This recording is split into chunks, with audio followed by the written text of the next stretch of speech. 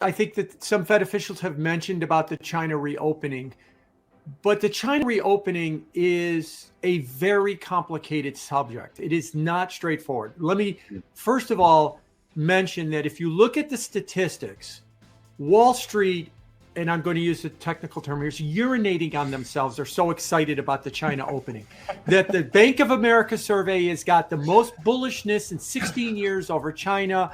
The hedge Goldman Sachs's prime brokerage account, which services hedge funds, shows a massive amount of Chinese stock buying by hedge funds over the last month or so since the Chinese reopening has been announced. So everybody's full bullish on this whole idea that there's going to be this massive leap forward in economic activity in China. That is the consensus view right now. So what do we know about consensus views? It won't be that.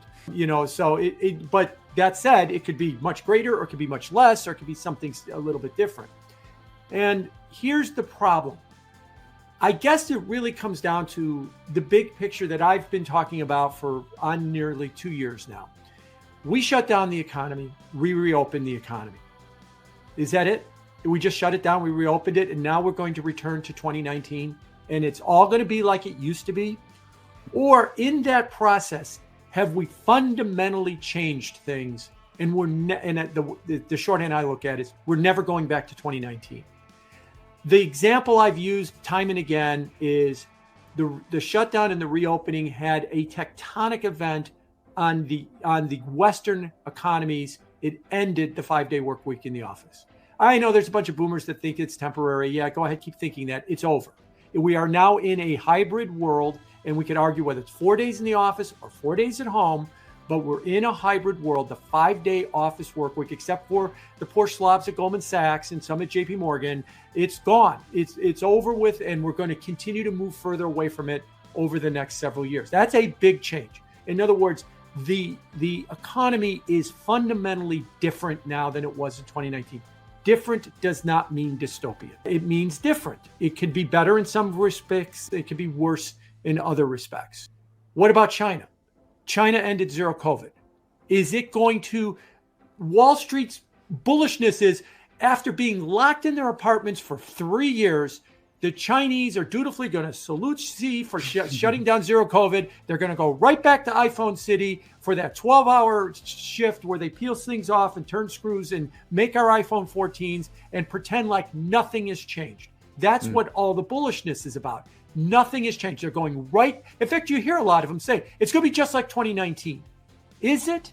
Or is there going to be a difference? We saw this with our economy. We had a big surge in 21, and then we fell apart in the first half of 22 with 2 negative GDP numbers in the first and second quarter of 22. I suspect that this reopening from China is not going to go the way people think.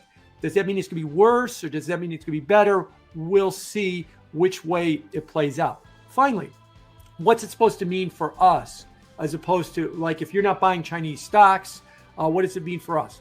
It's supposed to be a big demand on raw materials. We're supposed to see copper and aluminum and crude oil and the rest of those, because China's the manufacturer of the world, get all sucked up into China. And out the other side, we're supposed to see this huge burst of finished goods. So we're going to fill all the container ships and we're going to flood Walmart with way too much stuff, and goods prices are going to fall. Well, the first half of that, you could debate whether or not it's happening. It's been almost 2 months since they announced the reopening. February 7th, it'll be 2 months since they really re-announced the December 7th reopening. I don't see commodity prices like industrial materials and crude oil booming. Yeah, they're up a little bit, but they're not discounting that there's this massive amount of demand that's going to suck all these commodities, raw materials, aluminum and copper and everything, and crude oil. And then out the other side, when they go through the manufacturing process, is going to be finished goods.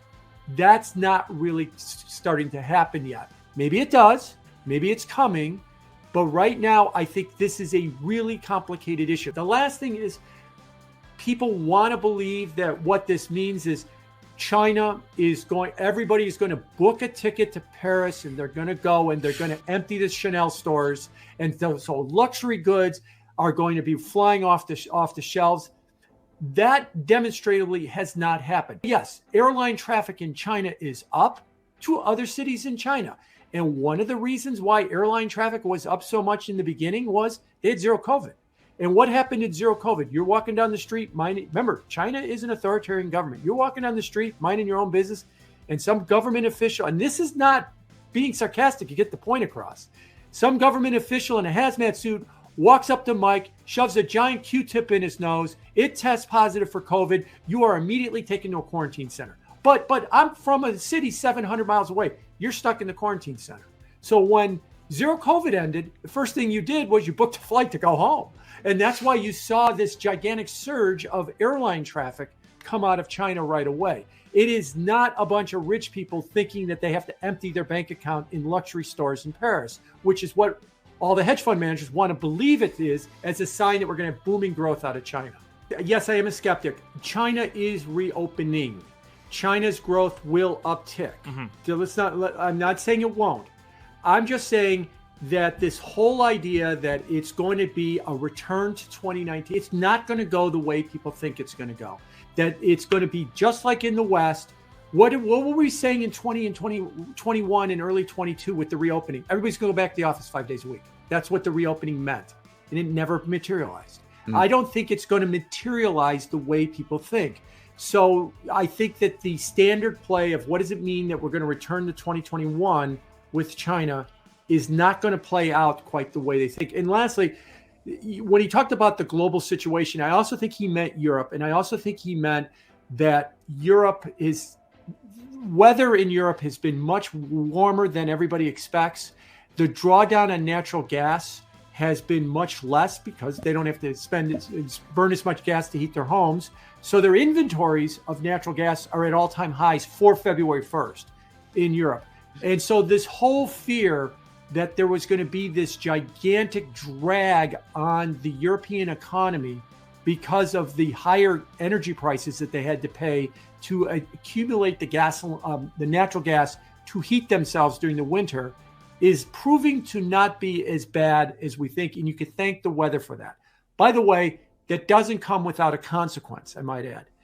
Europe is rich. Europe can pay up to get natural gas to make sure everybody's home can get heated this winter. Pakistan can't. And Pakistan can't afford world prices for natural gas.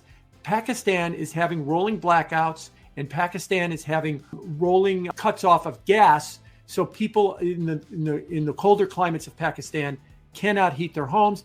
Pakistan's got a big political problem right now. They don't have an extra 150 billion euros hanging around to say, well, if we have to pay more for gas, we have to pay more for gas. And so there is a consequence. Europe drove the price up of gas because they didn't want to go cold this winter. Perfectly fine. But the poor countries are suffering for it too, and we shouldn't forget that.